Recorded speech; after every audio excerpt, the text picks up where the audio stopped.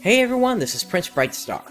I never expected to need to do an update to this, however this weekend some new information regarding Episode 5 was released. My jaw dropped when I saw what was going on. To put it simply, I have no idea what's going on anymore. Alice Landale as well as Rutsu are both there. If this isn't a sign of a celebration of the 30th anniversary, I don't know what is. To back up for a moment, up until now, all we really knew about Omega, the world that Episode 5 takes place in, was that it was a world more based on fantasy than science fiction. It's at this point now that we need to consider a few things about this world. From what we know, Omega is a world that exists at the point where the planet Xion was dislodged, and basically contains her memories, including supposedly the memories of many historical figures throughout the Phantasy Star series. This idea is actually fairly unique in that it addresses something we've only ever seen mentioned in the soundtracks for these games, Idola. For a while now, a fellow theorist, Ernenkey, and I have been working to understand just what Idola is.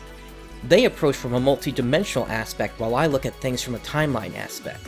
The current theory is that in the structure of things, there are dark falls and profound darknesses, and at the center of it all is Idola. Each falls and profound darkness is effectively a fragment of Idola. I had theorized that if one were to attempt to push past the threat we normally see to attack Idola, it would require a coordinated effort since Idola could continue to expand its power in whatever dimension or time it ended up in. The big question was how to get that coordination together. With the recent trip by Amelia and Vivienne to the Ark ship, that seemed to be the first step towards making such an attack happen.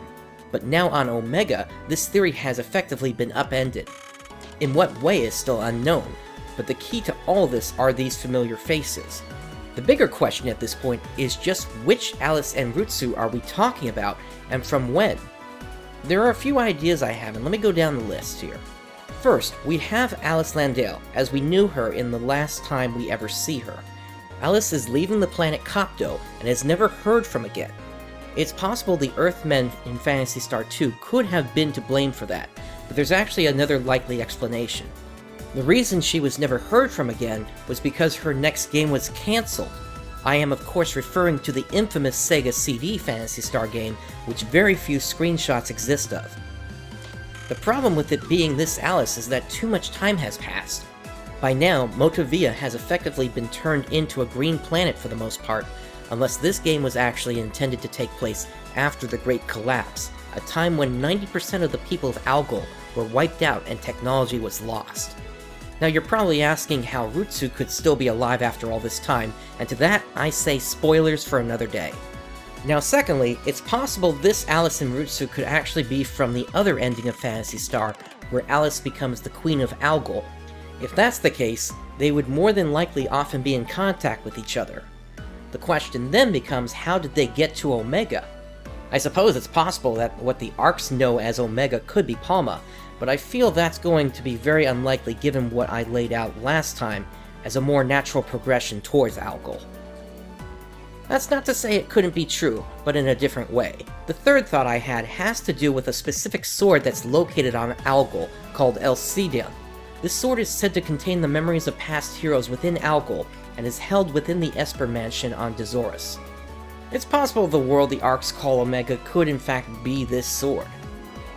If it is, it would certainly explain the memories part, as well as if we start seeing other major figures from that classic series such as Eustace and Rudy running around and talking to Alice at the same time.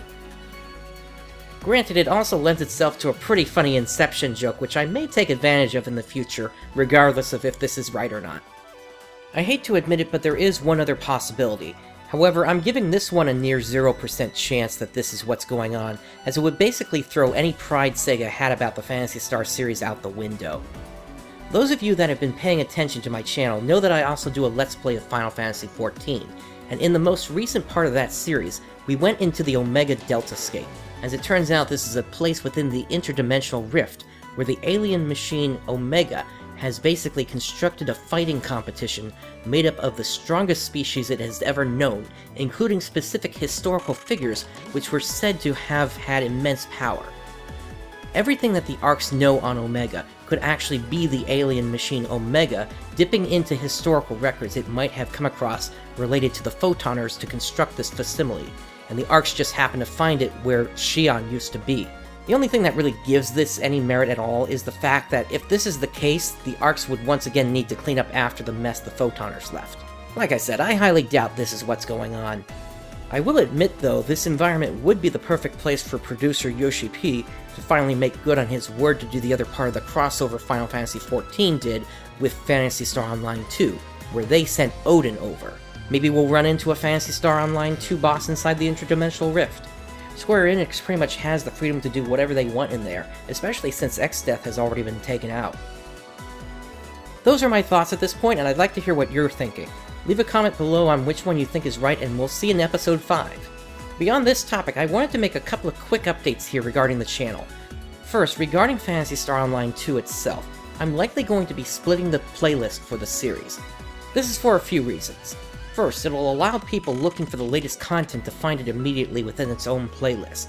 At this point, I'm at 170 episodes in the series, and it's a lot to ask people to slog through all that just to get to Episode 5 content. Episode 1 to 4 content instead will be kept within the same existing playlist it is in, and I'll jump back and forth as needed. Also, some of you might have recently noticed a slowdown in content. Let me start by first bringing this on screen again. My promise has always been one video a week, more if I have time. There are some things that do need to take priority right now, and hopefully it won't last for too long. I'll pick up speed again once what's happening has been resolved. Believe me, I want to get through this stuff as much as you want me to put out content. There's still a lot of work to do related to Phantasy Star, but I do also want to cover stuff we haven't covered yet in Final Fantasy XIV, and see what other series I might be able to add to the channel. Anyway, thank you for joining me today. Episode 5 is right around the corner, and I can't wait. This is Prince Brightstar signing off. I'll catch you next time.